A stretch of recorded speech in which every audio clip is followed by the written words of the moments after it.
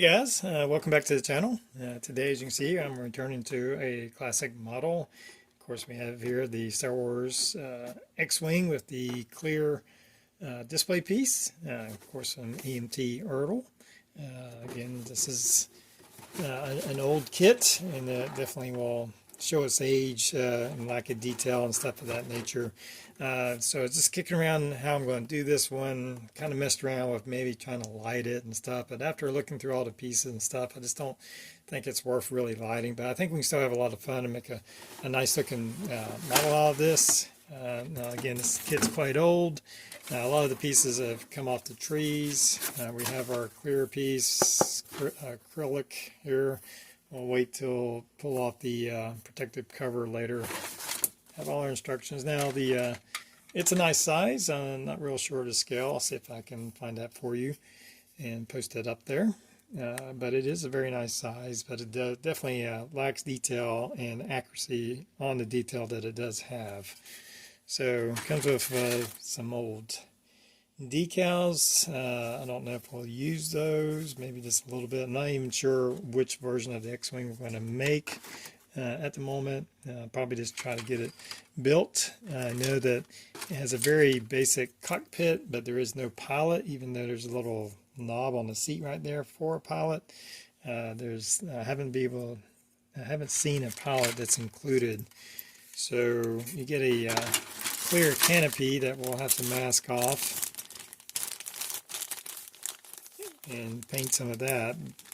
So, but what I was thinking is possibly just painting the inside of the canopy black. So it's just black inside there, because this is not a lot of detail and not accurate at all.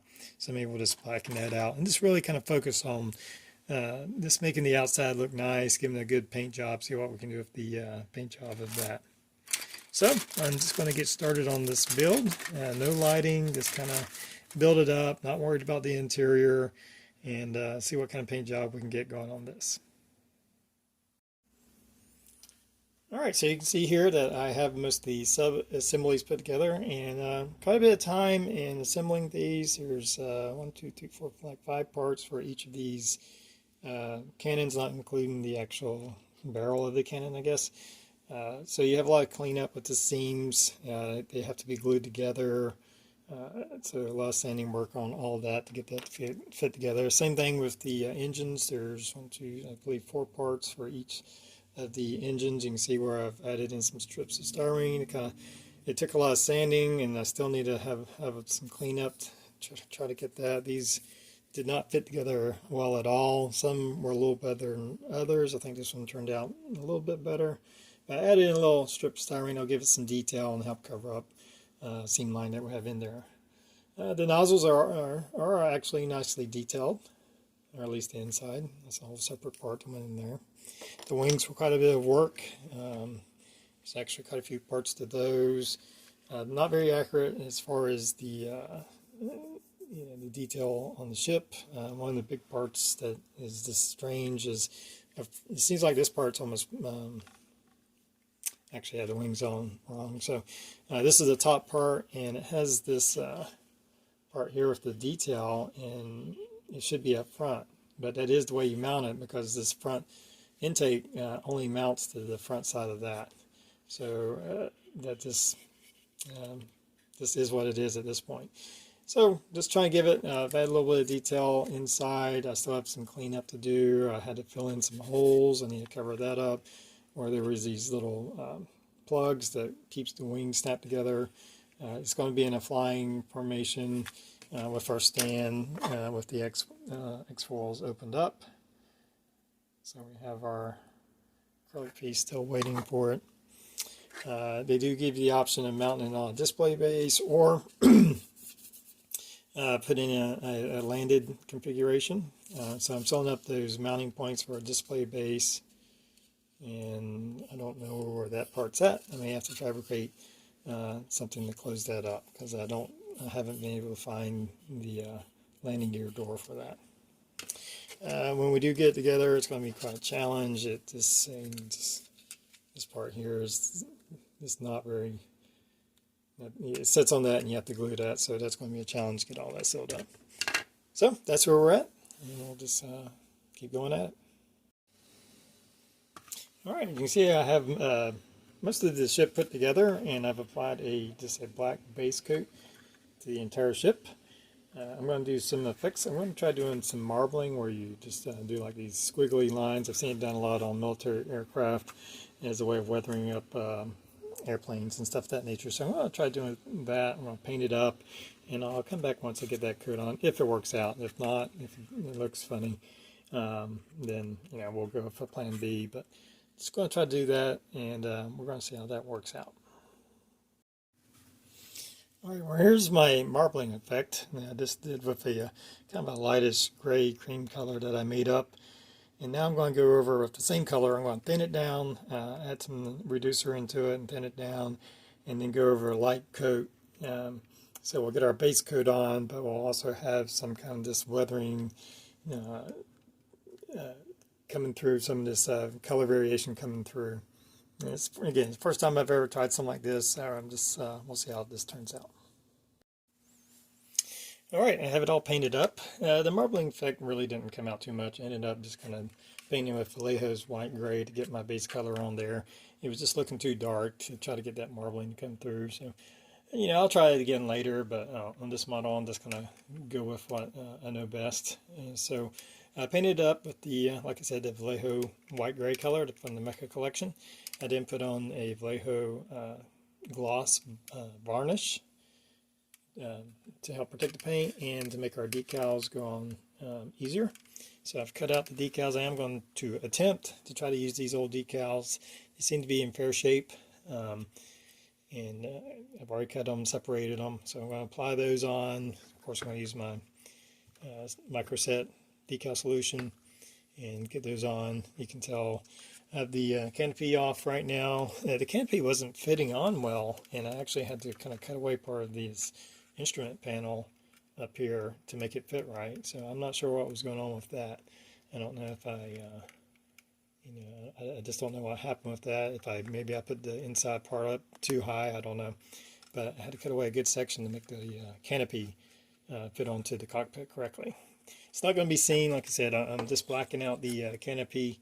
It's going to be black. This wasn't detailed enough anyway, so at the end of the day, it's not a big difference. And we'll paint this once we get to that section of it. So I'm going to go ahead and install the decals on this. Alright, as you can see here, I've added on the decals. The decals held up pretty well. I did have to soak them for several minutes in some warm water to get them to come off the paper. But I was able to get them on without them breaking apart. Again, I'm going with red leader, or red 1. And I've added in a little bit of extra painting and some other decals I had from some other models just to kind of give it some extra detail. As you can see, I went in with my airbrush. I've darkened in some areas. I've used some dry pastels. I made some little hit marks with just some black paint. Added in a little bit of Panaline accent color in this area right here. So I'm just working on getting the ship detailed at this point. So from here, I still have a little bit of work to do now that the decals are all set in. And I did use quite a bit of setting solution, a little bit of microsol to get those decals to kind of flatten out and look right. Still needs a little bit of work. But I have some more detailing to do. I'm going to add some chipping effects, just like the sponge effect on the our red decals here, just to make them look a little bit weathered, a little bit more weathering. But when I come back, well, it should be all done. And we'll look at the finished thing. I also need to paint the canopy here, and I'm going with like that grayish blue color, so I have to take that off and paint that right here. So when I'll be back, it should be all done. Alright, well, here's our finished AMT ERTL X-Wing. The model's about 25 years old. The copyright on it was, I believe, 1995. So I finished up painting the canopy with my own mixture, kind of a gray-blue color. I had masked off the clear parts and then painted it black underneath because the cockpit was not detailed. The kit didn't include a pilot.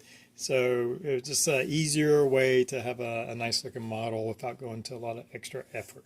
I actually broke a little piece of the canopy right here, taking it off the sprue, just not being careful about that. So I just made that into a damage spot, put a little black, some pastels and stuff on that. I added in a little bit more of weathering here. From what I've seen in the studio models, it had a significant kind of dark area around here.